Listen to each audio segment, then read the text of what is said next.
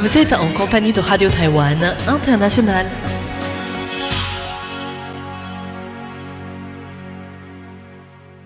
Bonjour et bienvenue en compagnie du service français de Radio Taïwan International. C'est François-Xavier Boulet pour vous accueillir et vous présenter le programme de ce lundi 23 février. Nous commencerons tout d'abord avec la page d'actualité et le journal de l'information présenté par Tiffen Lee. S'en suivra le décryptage dans lequel je vous propose de revenir sur la nouvelle technologie quantique qui s'affirme comme une technologie clé de prochaine génération avec les ambitions taïwanaises du gouvernement.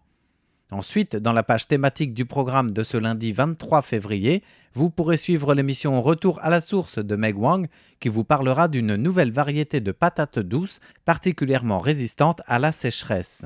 Et enfin, sur notre site internet, Terespan vous donne rendez-vous pour la légende de la semaine dans l'émission Compte à rebours avec la résolution d'une énigme par le grand géomancien Lai Pui qui fait d'une pierre deux coups. Bonne écoute à toutes et à tous. Voici tout de suite le journal de l'information de ce lundi 23 février, présenté par Tiffen Lee, et dont voici les principaux titres. Le gouvernement s'efforce de maintenir les acquis dans l'accord commercial avec les États-Unis. Une frégate australienne effectue un passage dans le détroit de Taïwan. La diplomatie salue la position de Tokyo sur le détroit de Taïwan. Le Bureau de sécurité nationale déclassifie plus de 50 000 documents secrets.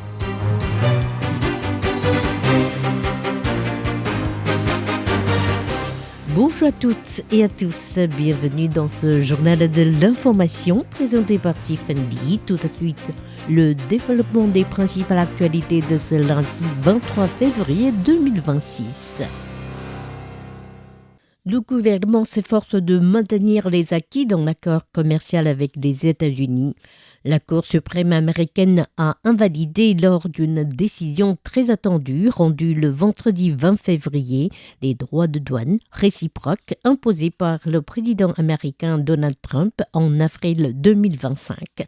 Suite au verdict, Donald Trump a décrété un droit de douane mondial de 10% qu'il a ensuite annoncé faire passer à 15% en se basant sur l'article 122 du Trade Act de 1974 qui permet au président d'imposer des droits de douane jusqu'à 15% pour régler une situation d'urgence, de déficit et pour une durée maximale de 150 jours. Le président taïwanais Lai Ching-te a réagi sur Facebook en indiquant que le gouvernement suivait de près l'évolution du dossier et restait en contact avec la partie américaine afin que les traitements acquis lors des négociations avec les États-Unis soient garantis et que Taïwan se maintienne en position fiscale avantageuse par rapport à ses concurrents commerciaux sur le marché américain. De son côté, le Premier ministre Zhou Rongtai a également tenté de se montrer rassurant.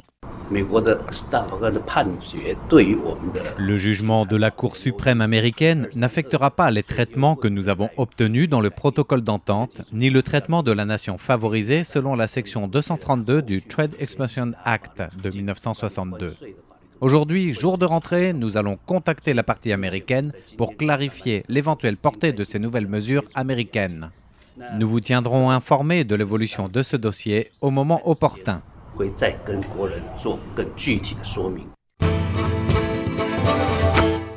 Le président reçoit les présidents des 5 branches de l'État. Ce 23 février marque la rentrée à Taïwan après la semaine de congé du Nouvel An lunaire. À cette occasion, le palais présidentiel a organisé une dégustation de thé rassemblant le chef de l'État et les présidents des 5 branches suprêmes de l'État, à savoir le yuan législatif, le yuan exécutif, le yuan judiciaire, le yuan de contrôle et le yuan des examens. Le président de la République, Lai Ching-te, a dit souhaiter que cette rencontre serve à établir une bonne entente entre les différentes branches du pouvoir de l'État. Parvenir à une entente est très difficile et ne se fait pas du jour au lendemain. Une simple réunion, comme aujourd'hui, autour d'un thé, ne suffit bien sûr pas. Mais j'espère toutefois que chacun pourra faire un premier pas pour l'avenir de la nation, de la société et de la population. et que cette rencontre sera l'occasion de faire ce premier pas. Notons que le Parlement, dominé par l'opposition, continue de bloquer les principaux projets de loi présentés par le pouvoir exécutif, dont le projet de budget spécial pour la défense nationale et le budget général du gouvernement. À l'issue de la rencontre, le président du Yuan législatif, Han Kuo-yu, a révélé que Lai Ching-te avait accepté son invitation à présenter sa politique devant des députés lors d'une séance de questions-réponses au Parlement. Han Kuo-yu a ajouté que si les groupes parlementaires des trois principaux partis politiques y consentaient, le chef de l'État ferait son compte-rendu avant de répondre aux questions des députés de manière intégrale.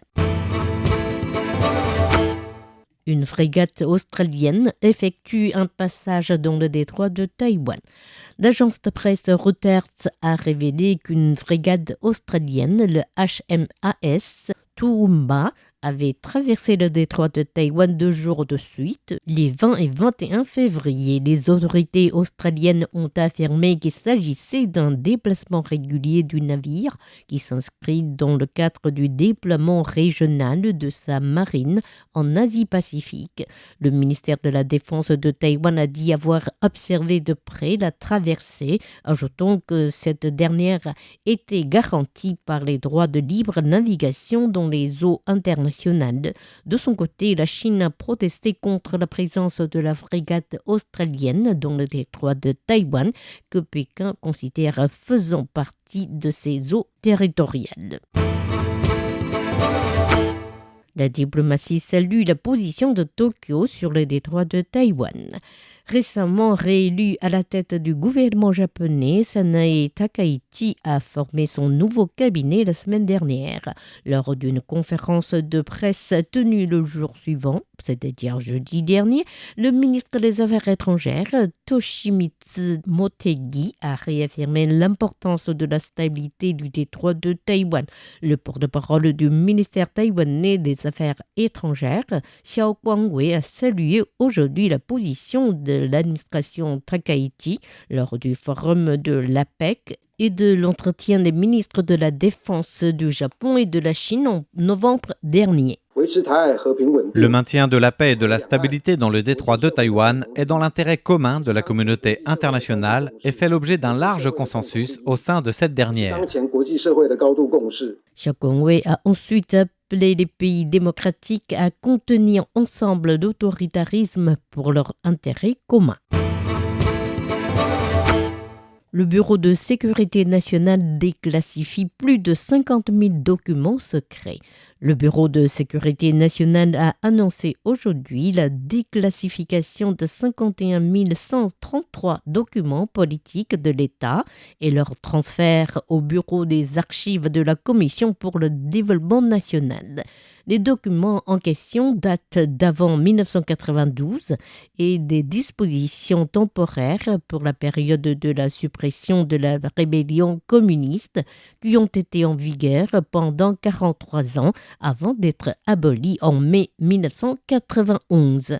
Selon le Bureau de sécurité nationale, des préparatifs en vue de cette déclassification ont commencé en novembre 2024 avec le filtrage de 566 415 documents regroupés dans 23 757 dossiers selon des critères établis par le Bureau des archives de la Commission pour le développement national. Les documents longtemps classés secrets concernent notamment des missions des agents secrets visant à protéger le pouvoir politique, les enquêtes sur les dissidents, la censure, les publications contre le gouvernement, les lettres de dénonciation, les activités des groupes indépendantistes, les groupes rebelles et les jugements des membres de ces groupes par la justice. Les quelques 51 000 documents déclassifiés ont été scannés et répertoriés pour être consultés par le public. Un tribunal allemand suspend la vente d'une partie des ordinateurs d'Acer et Asus.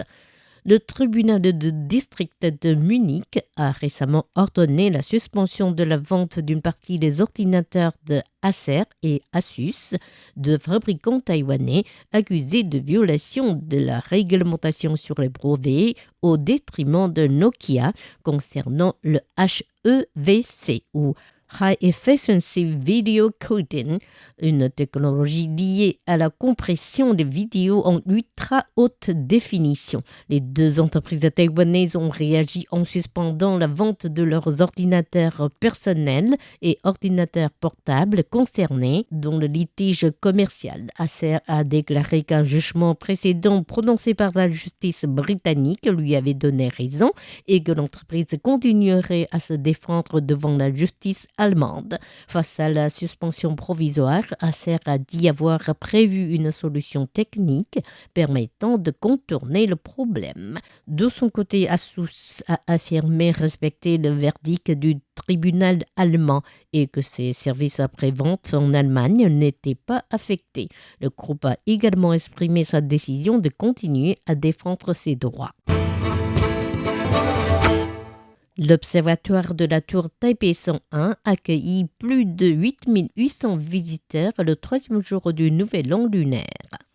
L'Observatoire de la célèbre tour Taipei 101, le plus haut gratte-ciel de Taïwan, a accueilli plus de 8800 personnes le 19 février, soit le troisième jour de l'année du cheval.